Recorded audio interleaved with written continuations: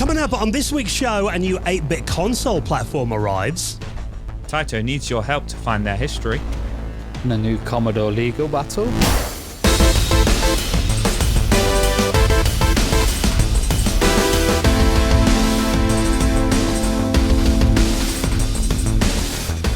And the Retro Hour podcast is brought to you every Friday with our sponsor, our good friends at Bitmap Books. Now, landing next week on Monday, November 17th, their brand new book, Trigger Happy, a visual celebration of video game controllers. Now, this covers, obviously, probably the most important aspect of playing games, our physical connection to our digital world, and this weighs in at more than 396 pages and co-authored by legendary games journalist Steve Charra, and all the big ones are in there, stuff that you remember, the Competition Pro, Neo Geo controllers, a PC Engine, the PlayStation as well, even stuff like the Amiga CD32 and a few other misfits are in here as well.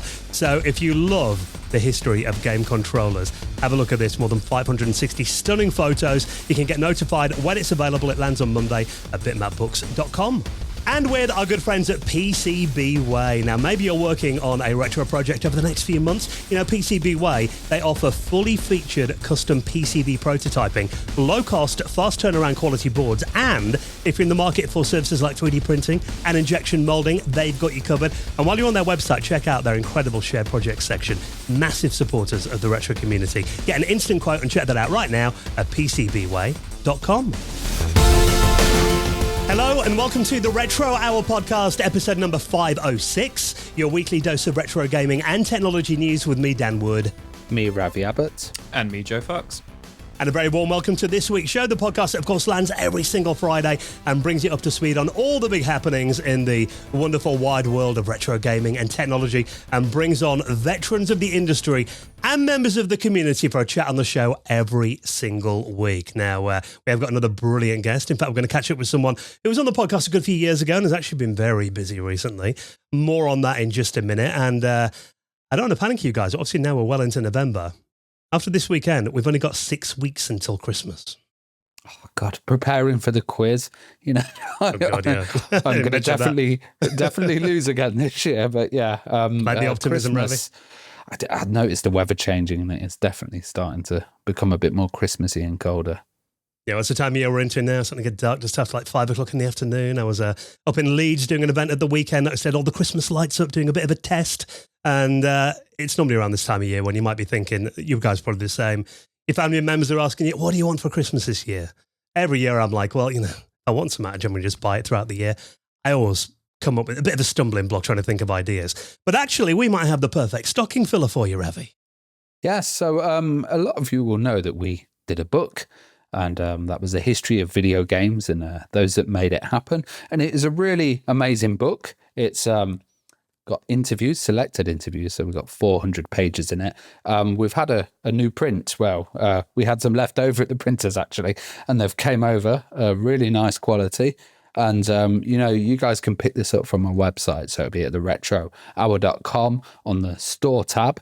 Some really amazing interviews that we've not actually just done in the podcast, we've expanded on, and we've also got some extra interviews which, you know, are exclusive. You can't get anywhere else. So, you know, Dylan Cuthbert, Motohiro Kawashima, Hank Nyborg as well, Andrew Braybrook. Really, really interesting stuff. And, you know, it's like a coffee book, and I just love it. Like, I think it's really nice quality. Got a nice little bookmark in there as well. So, yeah, if you want to pick something up, you can also pick up the digital version as well, the PDF on the website too.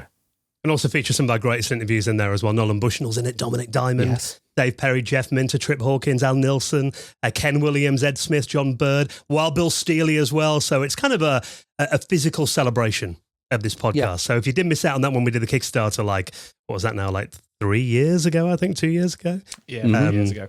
Yeah, definitely a while ago now. So it's amazing because our publisher, Nico, who he runs a company called Look Behind You, we saw him in Germany, didn't we? And he mentioned us a few months ago, he goes, I just found another box of your books I forgot to send over. Yeah. Like, hang on, we've got some left over. We thought we'd sold out. And also there will be a limited number, you know, these are going to run out. So, yeah, get them whilst you can. Yeah, so you want to get hold of one of the Retro Hour books. We're going to get a load of people after the Kickstarter going, oh, can I get hold of one? Now's your chance. So link to buy those on our website. First come, first served, obviously. If you missed out last time, don't miss out, because we're not going to print anymore. So head to the website to get your copy of our book in time for Christmas at theretrohour.com. Now, coming up on this week's show, landing on Monday for YouTube viewers, second half of the audio podcast, we're going to be catching up with our good mate, Control Alt Reese. Yeah, it's been a long time since we had Reese on the podcast, and Reese has got quite a niche channel as well. It's really interesting because he's a big Atari guy. You know, I had him at my Kickstart show showing some Atari prototypes, and he's actually really jumped into operating systems recently. And you know, me and Dan love to chat about obscure operating systems, Linux, installing stuff on stuff that really shouldn't have it. So we go on a kind of huge in-depth chat about operating systems, but also about cool technology like Fujinet as well, some of the latest releases that have come out from Atari, who are absolutely smashing it. I think in this podcast, we discuss so many Atari stories because there's so much news coming out from them.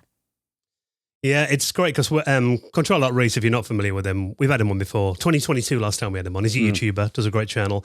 Does a podcast as well. It's really interesting. Listen, a one-man podcast. You think it takes us guys, 3 of us, to do it every single week. Reese does it on his own. Yeah. Puts us to shame. It comes out, it's like an hour long as well. So called Reese Rambles. And you're right, 'cause I mean, originally when we had him on the show, he was just kind of moving into his first kind of studio, wasn't he? Then yeah. It's weird because we all seem to catch him when he's moving and upgrading to a bigger space. So at the moment, he's in his brand new studio. First ever recording he's done from there this week's show. And he originally used to cover a lot of Atari stuff, but he's really branched out. So he did stuff recently like adding a GPU to a Mac Mini. Yeah, like an external one, which is really cool. Yeah, and you know, exploring quite a few Mac things as well, which is interesting. But then also jumping into that Linux world. And one thing I really liked was, you know, the Atari VCS that came out. The recent one. Yeah, the recent modern one, which was a bit useless. You know, he's kind of showed ways of making it actually work well, and installed like custom gaming operating systems on there and stuff. Yeah, so really interesting channel, doing very well at the moment too. So good time to have a little catch up with Reese. He's coming up on this week's podcast. You'll get the video for that if you're on YouTube on Monday. But of course, before then, first bit of the show, that's when we have a bit of a geek out about what's been going on in retro from over the last week.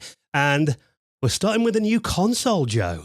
Yeah, this is the Game Tank, which seems really interesting. It's caught my attention because of, basically, it's a new 8-bit home console. Well, that's what it's going to be.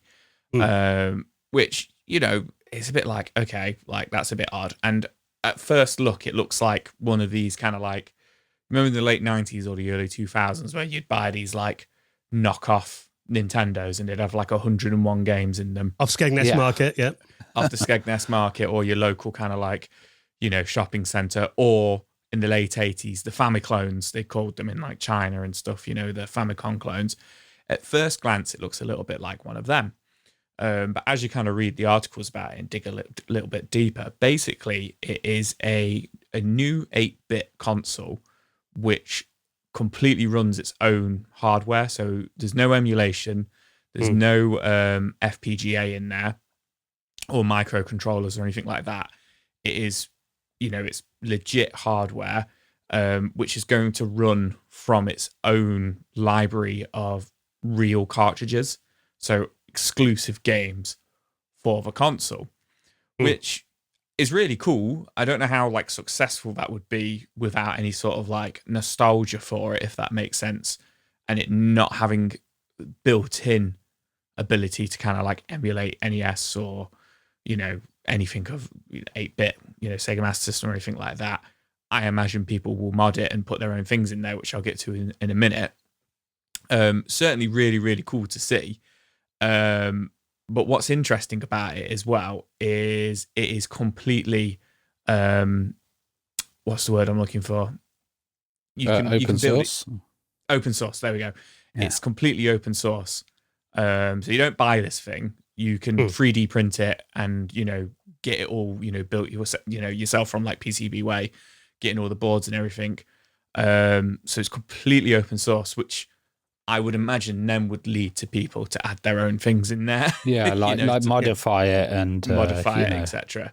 But I think it's really interesting and unique to see, especially with so many kind of like FPGA consoles that have come out recently and clone consoles that still come out to this day. It's interesting to see one that's actually trying to be a little bit more grounded, I guess, and in a way like hardcore, like it's going for it, like it's you have to build it yourself. You've got to build it yourself. It's original hardware with original games. Now I've watched a couple of videos on the games, one called Accused Fiend, and another called Ganymede, I think it's called.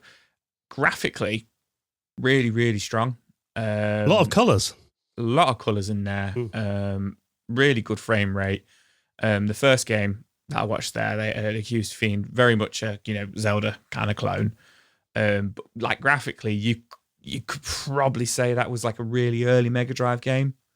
I think it's really pushing 8-bit hardware, if you will, to its limits. I think the whole project is really cool. I guess my concern is like, and it sounds so like, what's the word, like hypocritical I'm saying, to say, is there a market for it? As I present a retro gaming podcast. Well, I think the market here is, and you kind of touched on it when you described what it was. This is a console for tinkerers who want to make their own system, isn't it? It's not for someone who wants to buy something ready-made. It's maybe someone who always dreamed of making their own system, who's got the skills to solder it together. Some people have commented like, they were concerned, will there be any games made for it? But I think the idea is you make your own games. I think, you look at stuff like... like the Pico 8 world and stuff like that, and people kind of love a restricted environment. And this is really interesting. So it's by Clyde Schaffer, and he's actually created a SDK as well. So there's software development kit with there, but there's also an open source cartridge programmer tool, so you can program your own cartridges. Oh, wow. And it's got expansion port on there, and it's also through hole or surface mounted, so you can either solder it yourself or get it kind of done professionally, which I think is really cool. I think with it being open source, people are going to get involved, and I've noticed a lot of open source things, if people like it, they add to it and it grows and it morphs into something different. We've seen that with quite a few projects. So I think it's definitely within a 8-bit world. It's got a blitter on there as well, so it runs a bit faster, the way that it draws sprites and stuff. So there's a lot of thought into it, and also it's composite out.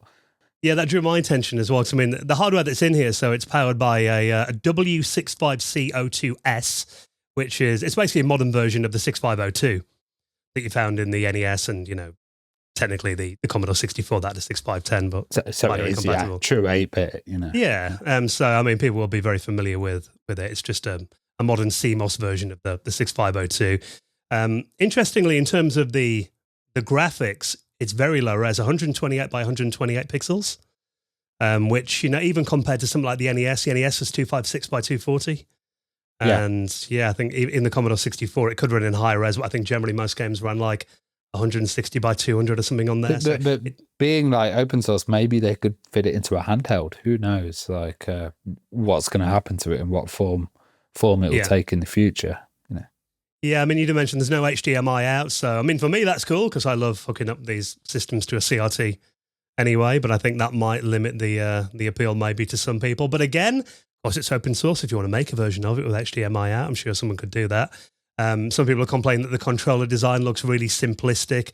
And I've got to say, from the mock-ups, these kind of early prototypes that they've made, the controller does look a bit janky. But again, I think the idea of this is that people do improve on it and they make their own spins on it and they make their own versions of it. So, that does sound like this is basically giving you everything you need to get started.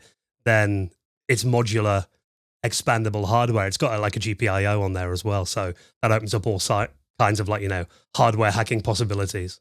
It's too hardcore for me. If I had the time and the kind of electronics knowledge, I would get into it. But I think it was the RC 2040 I saw previously, which was a project like this that did really well. And then people made like little add-ons, and the add-ons were like compatible with other systems as well. So you don't know how this is going to benefit and work with other systems. Like Joe there mentioned, the NES and stuff.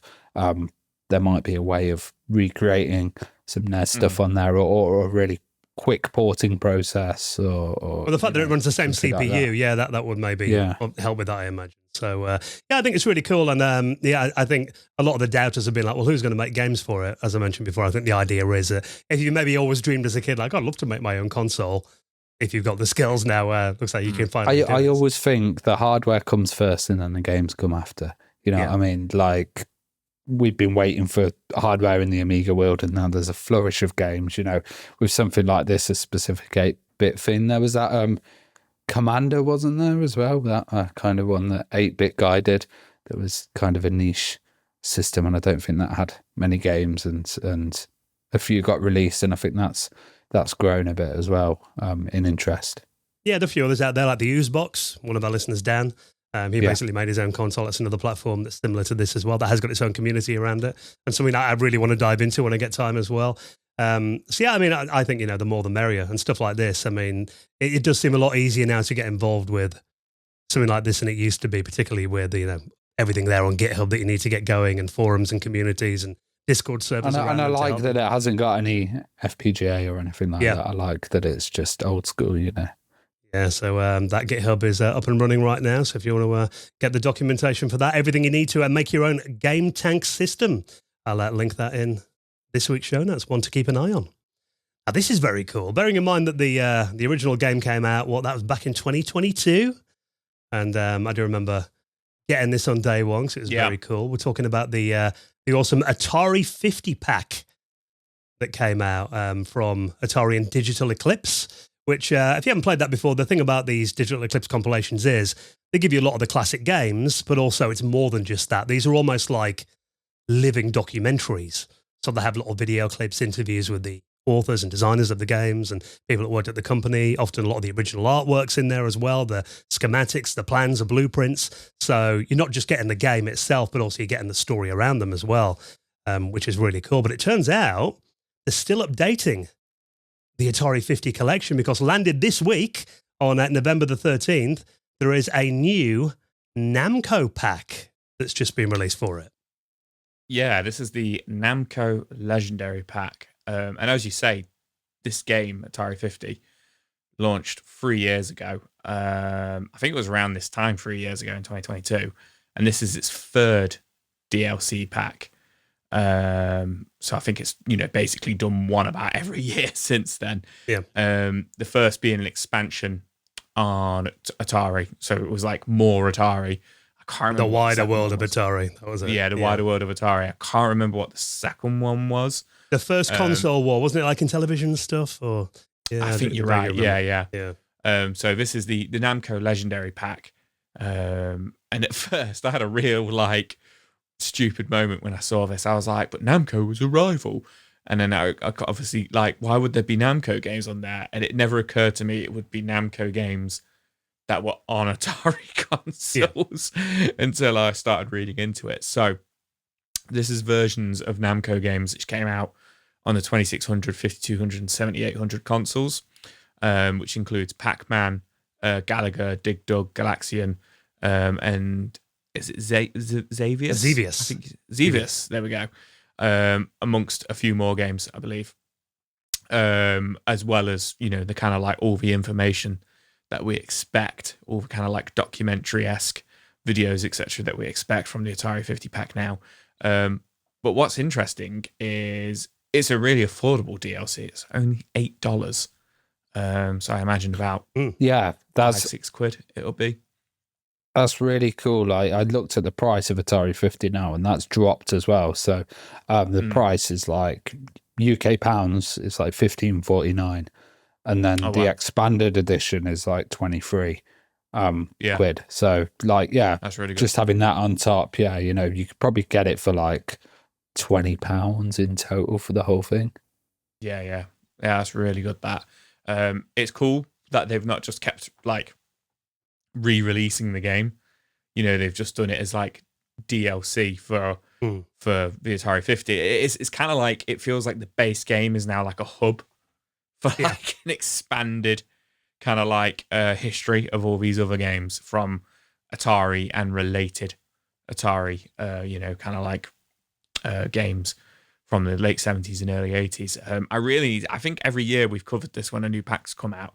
And then Ravi says how affordable it is, and then I say I really need to get it, and then Dan says how fantastic. We never get it, and I never get it. I really need. Put to it on get your Christmas list, Joe. Get it on this. Yeah, You're yeah. good boy. Santa might bring you a copy. But yeah, I think it's awesome the fact that when I did buy this originally when it came out, I must admit that the fact that they would do regular DLC didn't even cross my mind.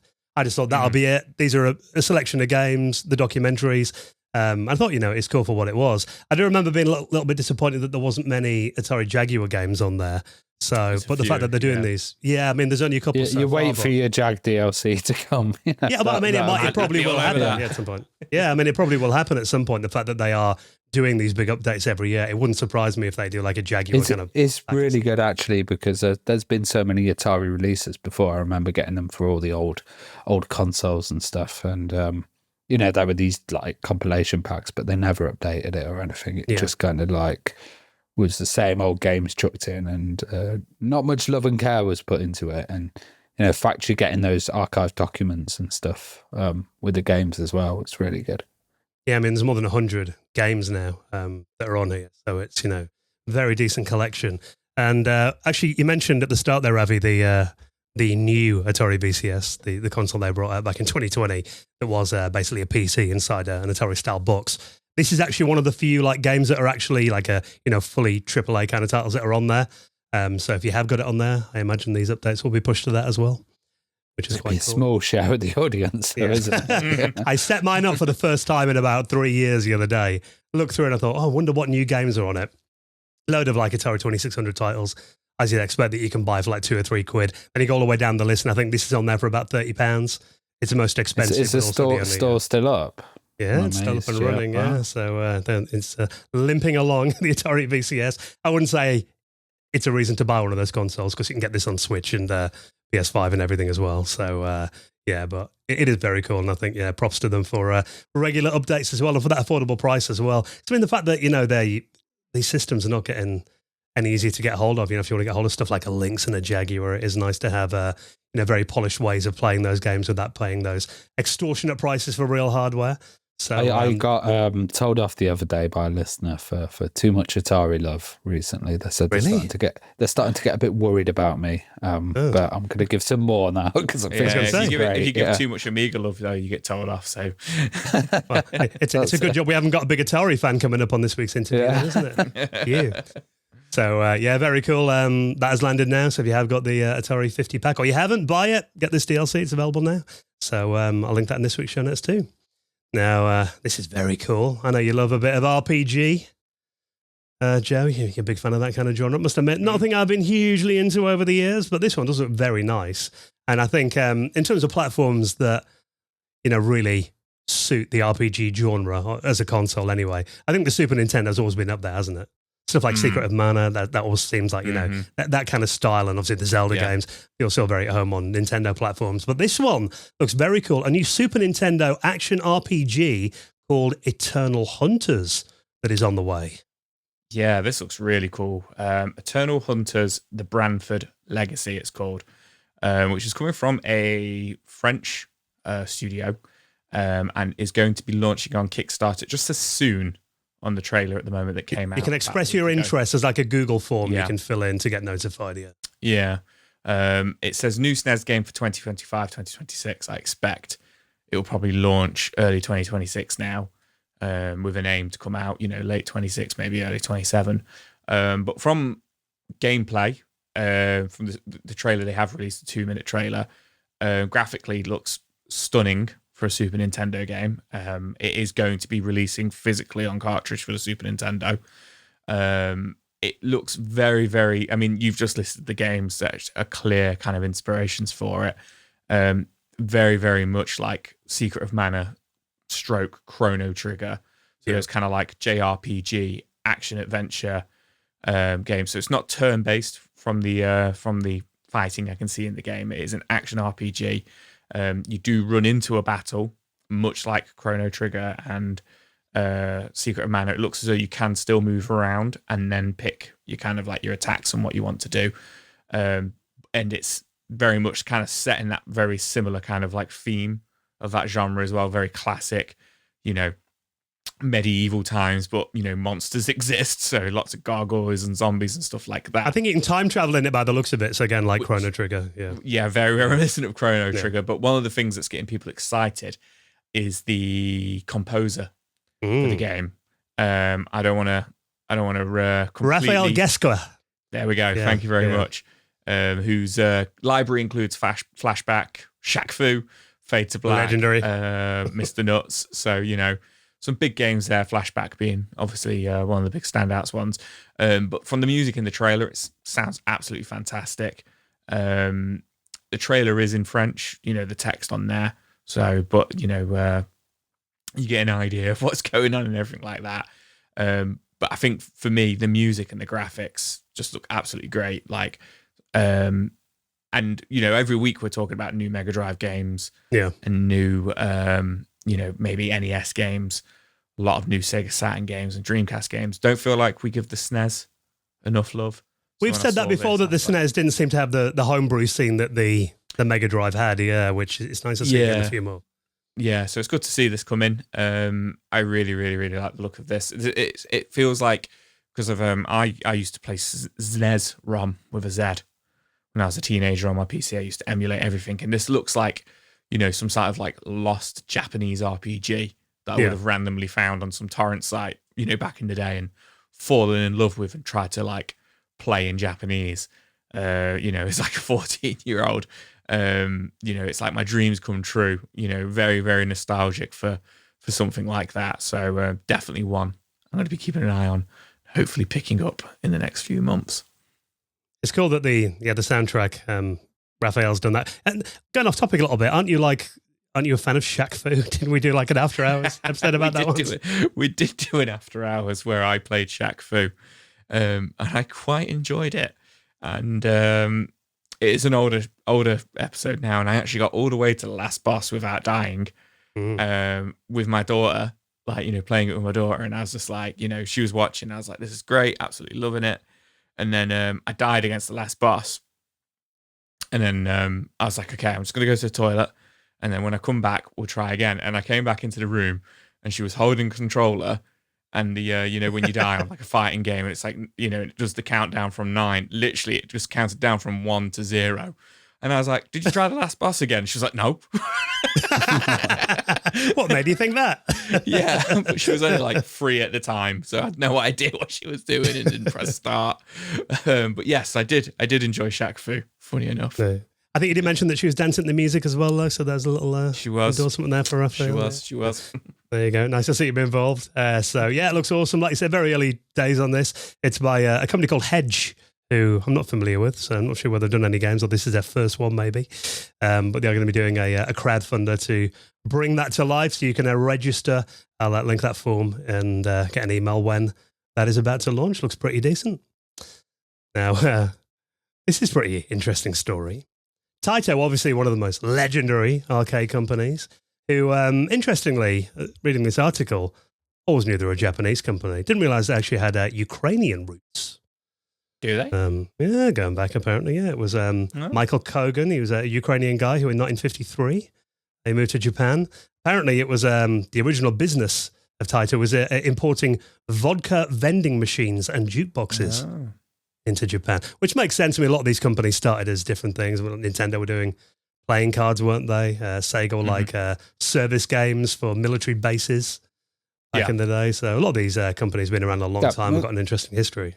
Also, Ukraine was under the Soviet Union, so they probably wouldn't have been able to do much, and then moved to Japan to do business. Well, it turns out that Taito now are actually looking to source a bit of their forgotten history. Because it turns out that back in 1965, they had a device called the Crown 602. Now, this looks like one of those, I think they're called crane games, aren't they? With the little hands that go down. So, claw but machine. apparently, Yeah, we call them a claw machine in the UK. One of those machines that even to this day, you ever go to a bowling alley or something, you guys are saying, always have to have a go in it. Oh, I'll win one for you to the missus or my nephew or something. We never do them. Yep, never do. Always waste a few quid in them. But they've been around a while. Turns out that this one, they released in 1965. They said it's really what set them on the path to become one of the leading figures in the world of later arcade video games. But it turns out now that they've lost it. They haven't got any of these machines, but they actually want one for their collection, and they're offering a bit of a reward. I think this is really cool because, they're celebrating their legacy. They're looking for a bit of history and kind of crucial technology to their past. But I also think it's a bit silly because they've put out quite a low bounty of 650. If this is a really rare item, they've highlighted how rare it is to everybody. So if someone's going to find one, they're probably going to be like, oh, this is worth quite a lot, and maybe might sell it for a more kind of commanding price, or they might be kind of a bit more friendly and then go, oh, I've got it. Like, where's it going to be? I think it's probably going to be in a private collection. It's not going to be sat out there still functioning. Yeah. Just to clarify, it's $650, so 100,000 yen. Yes. It sounds a lot more in yen when you read it. Yeah, it sounds a lot. Yeah, 100,000 yen. Yeah, $650. I and you'll think probably you're right get there, more Ravi. for that on eBay, like if they put it. I think you're right there, Ravi. I think they're looking for a good one. They said if more than one person comes forward with information leading to one, they're going to go with the nicest condition one. And that just screams private collector to me. There could be in Japan some because they've said there will be some of them out there, and there could still be some, in the back of like a an old arcade. Obviously, arcades are still rife in Japan, like an old smoky place with a 60-year-old game still going. And it's full of iPhones or something. Stained yellow and brown now, but full of iPhones, like you say. I love the look of it because it's kind of like a tabletop one. I thought it was like when I first saw it, I thought it was like an oven. I thought it was. What it looked like to me. It looked 3D printer. I saw those. I thought it was no. I thought it was like an old scanner or printer, but then I started reading it and it said it was from 1965. I was like, well, absolutely not. It's not clear if it means they're going to buy one for $650 or if it means they give you $650. Or like a finder's fee. Yeah, because it says information leading to one. So if you go to an arcade in Japan, you spot one and let them know, and it's here, you could win the reward. I'm not sure. It's the way of the word, the wording of it. It's kind of like a bounty. We've put a bounty on the head of this game, and again, it doesn't help. This is a post on Blue Sky. That's been translated from Japanese as well, so I guess maybe some of the language kind of gets lost there. Yeah, Taito is offering 100,000 yen to the person who helps the company track down a working Crown 602 machine. So, I would have assumed what Ravi said. It's if you sell them one, they'll give you $650 for it, 100,000 yen. But then the wording of it throws you off, and it's like if you track one down. So I don't think we'll find out. Unfortunately, I'm assuming they just want one, like you say, for their own collection. I think in Japan there's this like real collectors kind of private collections where they have these huge ones, and with like really traditional arcade games as well. There's got to be somebody out there with it. I've seen like arcade museums and loads of kind of stuff. This would be ideal for a place like that. Maybe they're building one. I mean, it leads me to think maybe they're doing like a lot of companies are at the moment, maybe a museum, their kind of history. Nintendo obviously did one in Japan recently, maybe. Alan Sugar was looking for a Amstrad one as well, wasn't he? And asking for stuff, Yeah, a lot of these companies kind of looking to their past, so might make sense. I mean, I'm looking at it, you mentioned how small it is. I mean, we've only got like a kind of black and white kind of line drawing of it, and they do say they've got some prototypes, some blueprints of it in their collection. I'm trying to, because it doesn't look like a very good claw game if it's only like something that'll fit on your desk. It can't travel down, you can't get much in there, is what I'm thinking. I think it's bigger than what you think it is. I think it's like tabletop. So it's like the size of a table, I think. Yeah. I mean, whether it's good or not aside, Taito are looking for ones. It's a big part of their history. It's interesting you mentioned about kind of the the arcade culture in Japan as well. Kind of going off topic again, seems to be my theme this week. I was reading, I mean, you've obviously been to Japan, Joe. I was reading something today that kind of blew my mind, that apparently the CD single is still like the leading form of music to get in the charts in Japan. Apparently they're like everywhere. Like, you know, some of the big record stores that we had over here are like... I didn't go, I'm not going to lie, I didn't go into any record stores. I was on the video game hunt, and then my wife was just on the cute stuff hunt and the 100 yen shop. But to me, like, as a teenager, I basically lived in Our Price and Virgin Record, you know, looking at the CD single section every week. I go in there Monday, my money. So yeah, I mean, wouldn't surprise me. Vinyl sales are huge at the moment. You know, I mean, the fact that CDs, full of them. Yeah, but I think it's something to do with the fact that they, because K-pop is obviously huge out there. Yeah, apparently they want to support the artists, so they release CD singles with stuff like exclusive tickets to concerts in there that you can only get on CD singles, and they release that merchandise and stuff. So the fans will buy them. They'll often go out apparently on a Monday and buy like 10 copies of it just to get them in the charts. Because I think they recognise it more than streaming or something. So I'm just looking at this, the fact that, you know, arcades and CD singles. I'm thinking I need to get myself to Japan. It sounds like I'd enjoy that as a holiday. Yeah, you probably come back with like all the chart music. Yeah, I'm in the K-pop now, boys. So, if you are in Japan, though, and you head to a little dusty arcade, maybe off the beaten track, have a look out for this. Could only sell for 650 smackers off Taito. So if you want to read more about that, I'll shove that in this week's show notes as well.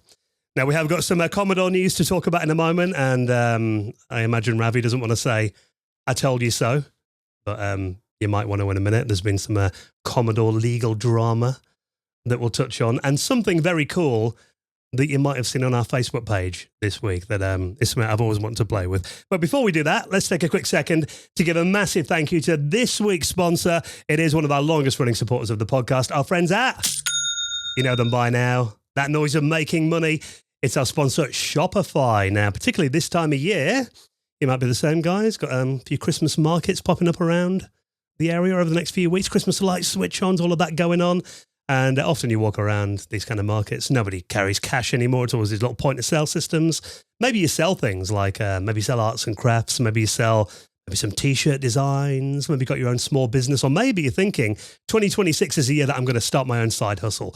Well, Shopify is the all-in-one commerce platform to start, run, and grow your business. Now, it's powering millions of businesses all around the world, including small little companies that are just starting up, and also huge household names, Mattel, Gymshark, they use it as well. And what these companies all have in common is they're all using this platform that is designed to make it as simple as possible, but also as customizable as you want it to be as well. Because we've got this incredible design studio with hundreds of ready-to-use templates to get you to the stage where you can build a gorgeous online store. And the thing about it is, you know, you could do this on your lunch break in a coffee shop and have something that looks as good as the big boys like Mattel and Gymshark.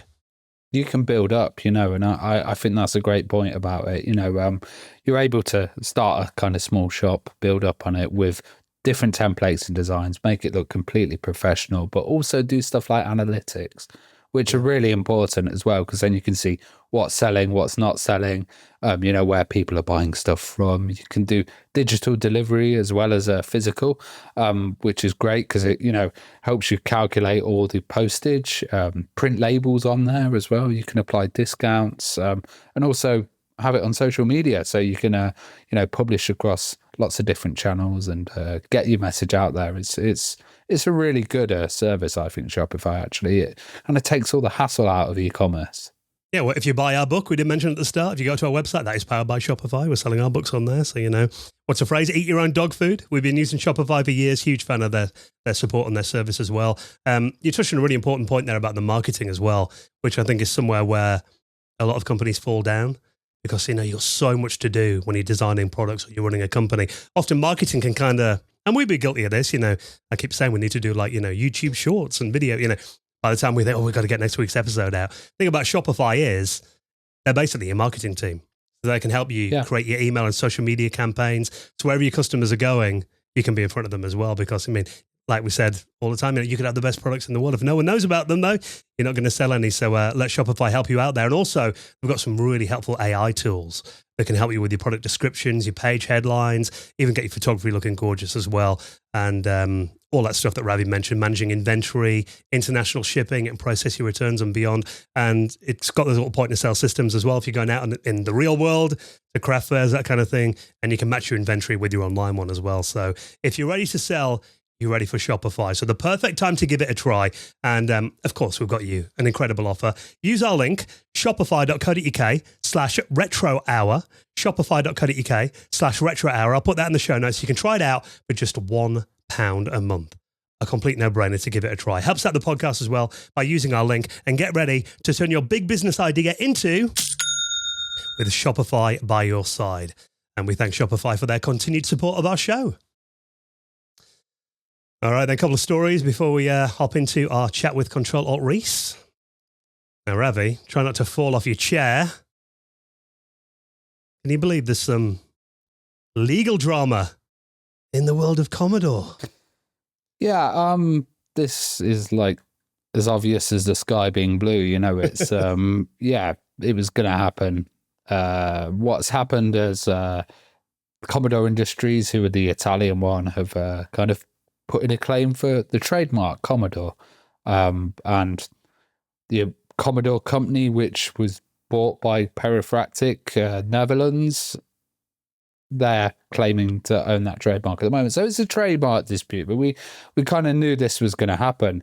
You know what? I wish I could play the tape back, because when we did cover this story back in the summer, and of course you probably saw the big news, we talked about it on the podcast, that YouTuber Christian Simpson, Perifractic, who we've had on the show before, I think Christian's a great guy, and he achieved his childhood dream, basically, of buying the Commodore brand.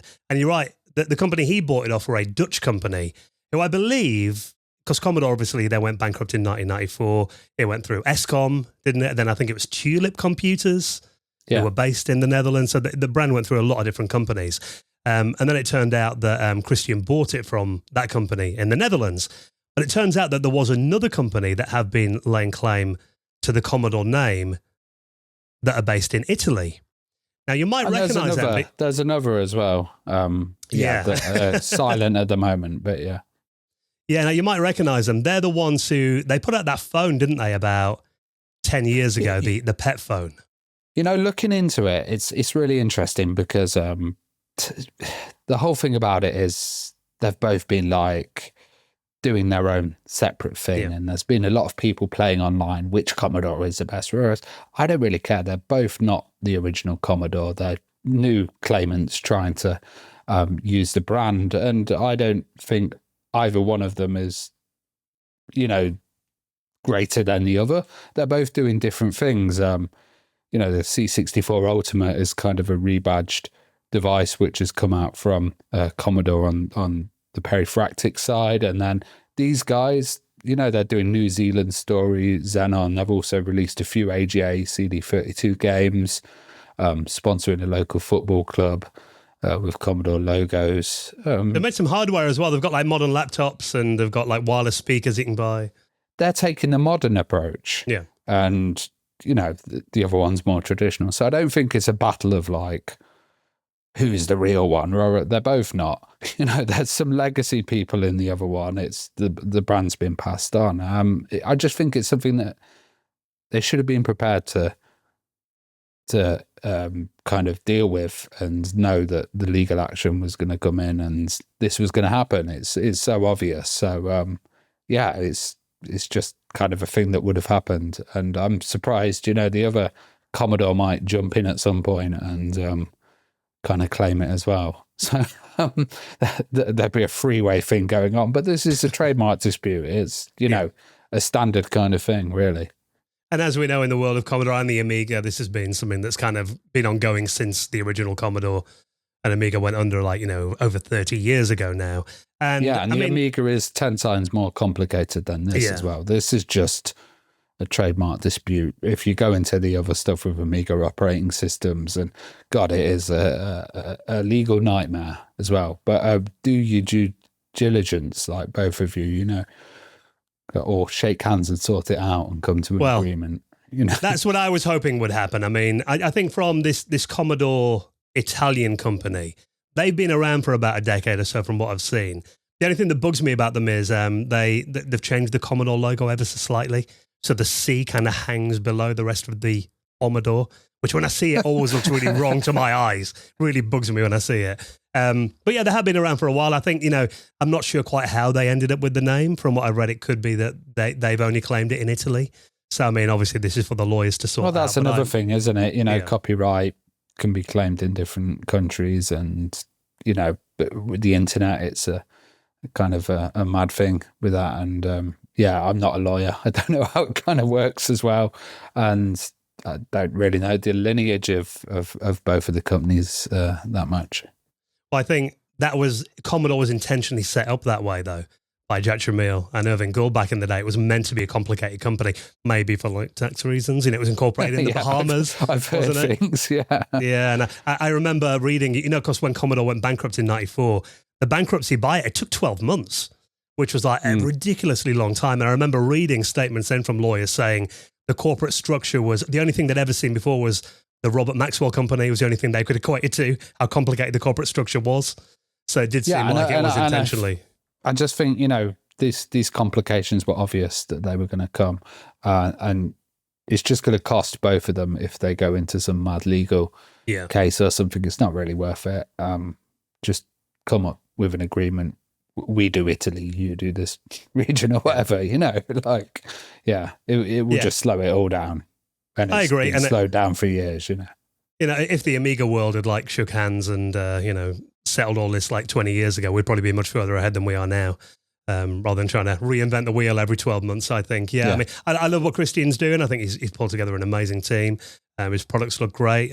These guys in Italy, I mean, I haven't seen much of their stuff, but I think obviously they've been doing this stuff for a while now. So it would make sense for Avi, and I think in the ideal world, they come to some kind of out-of-court agreement and not waste all the money on lawyers. Because it always bugs me when all hundreds of thousands of dollars these companies must just waste. It just makes stuff stagnate, and it has done for years. Yeah. And, they're both trying to do a different thing. They're both trying to create kind of companies and stuff and, continue that legacy. I think it's cool that there's so much interest, but all play nice. That's what I think the fact that people are still fighting over the Commodore name in 2025 is pretty mind-blowing anyway, isn't it? So, but it's kind of predictable, isn't it? Yeah. If we'd gone back then and said, oh yeah, people will still be fighting in 2025, we'd be like, yeah, you're right.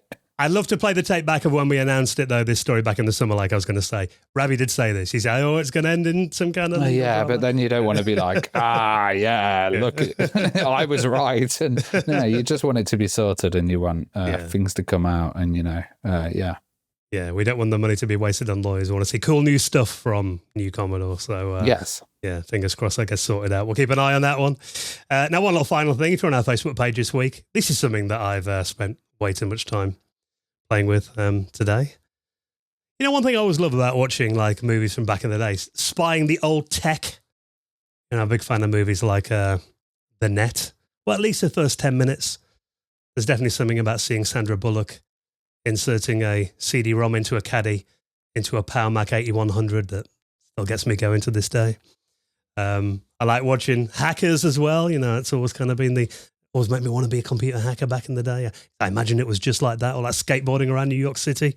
And there's that scene in Jurassic Park as well, when Samuel L. Jackson gets rather annoyed at this. I think he calls it this hacker crap. I love Jurassic Park, and when they have Jurassic Park systems and he locks it as well, and they're trying to get into it. Interestingly, I'd shared on Facebook a website which I'm really surprised Dan didn't know about. It's been around for 11 years apparently, and I've only just 11 seen this, years, and it's a new thing to Dan. And it's very interesting because there's the line in the film, it's a Unix system. I know this. And it depicts like Silicon Graphics, a 3D file system for IRIX as well, which is an OS based on Unix. And that 3D file system's a real thing, because a lot of people thought that was like a CGI mock-up, and it's flying through for different buildings. That is actually a real element of... But it's amazing to see the comments of people arguing about Unix and stuff like that within the Facebook. Ravi put it on our Facebook page, and it did stir a bit of debate, didn't it, this week? Which I think is really cool, because we've had loads of interactions on Facebook. But we've really kind of, blown up on social media recently, which is fantastic. And good to see. But, I was talking about this Jurassic Park website as well, which, do you want to describe it, Dan?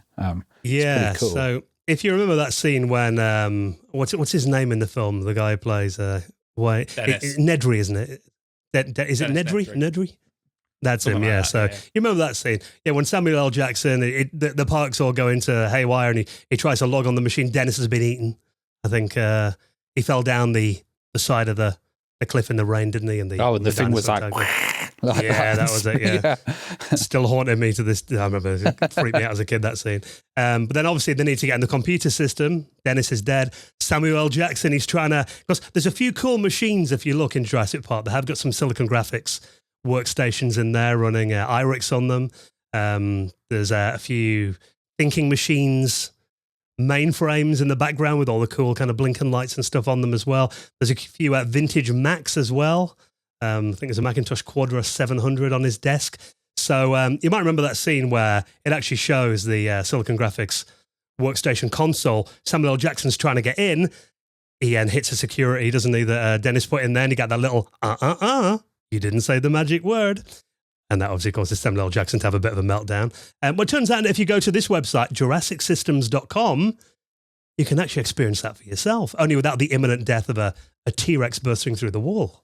It's pretty cool. I've been going on it, and you can turn the background music on and off and stuff, and there's like a whole file system in there. There's like files as well, pictures, all sorts in there. Like, it is just like being in Jurassic Park systems. Yeah, I think there's been other versions as well that people have created, but I love this kind of weird operating systems custom built in 90s films and kind of 2000s. Like Enemy of the State was another one that I really wanted to go on his machine as well.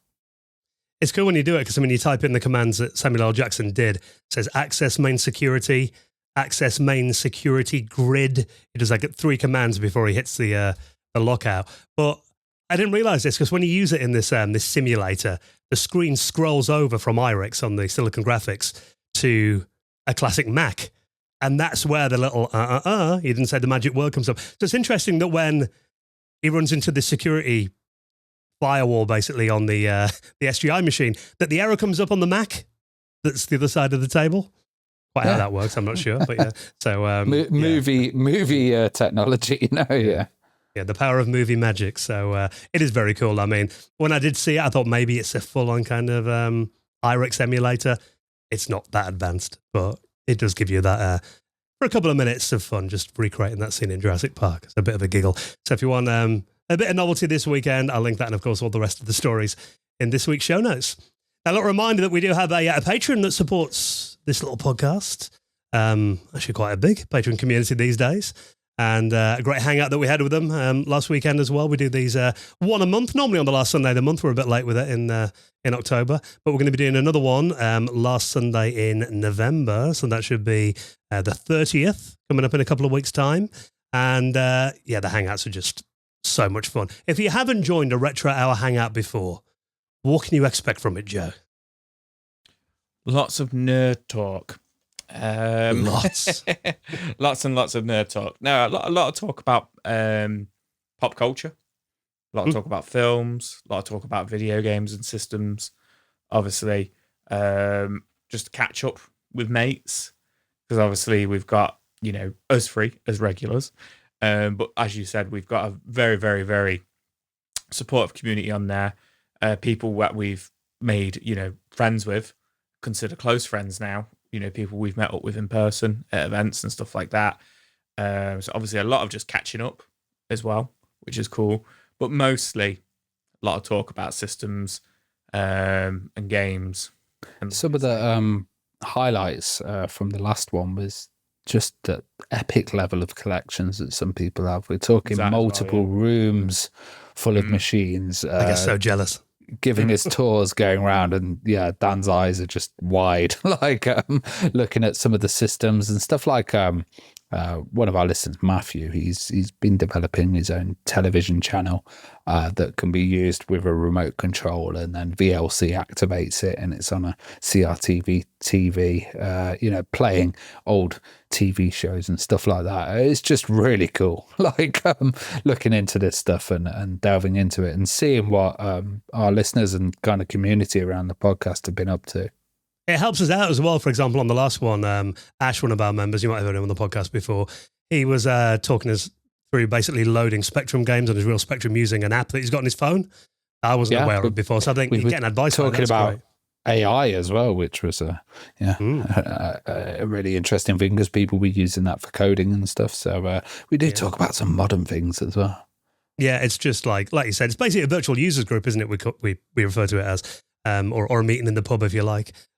Very informal, but you mentioned then, Joe, that we've got a great group of friends there. One thing I will say, though, is we always welcome new people as well. It's not like an old boys network or a closed community. We get new people coming on all the time. So everyone we do is 2 or 3 new people on, which is awesome to see. So if you'd like to join us for the November one, all the details are on our website at theretrohour.com. A few other perks as well. You get an ad-free podcast every week. I do a thing called the Super Cut as well for patrons, which is the video version of the news and the interview all together.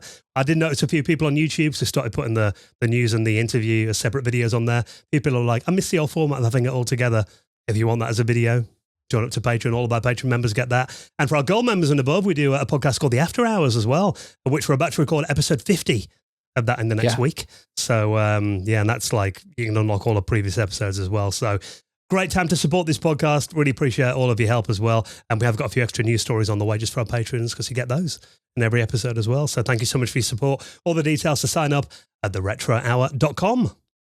All right, well, thank you so much for checking out the news on this week's show. Of course, we'll have more for you next Friday. Update you again on what's been going on over the last 7 days. Reminder, we do have a Discord for the podcast as well. If you spot any news stories in the week, feel free to jump on there. Let us know what's going on. We'll hopefully cover it in a future show. More news coming out on the podcast next Friday.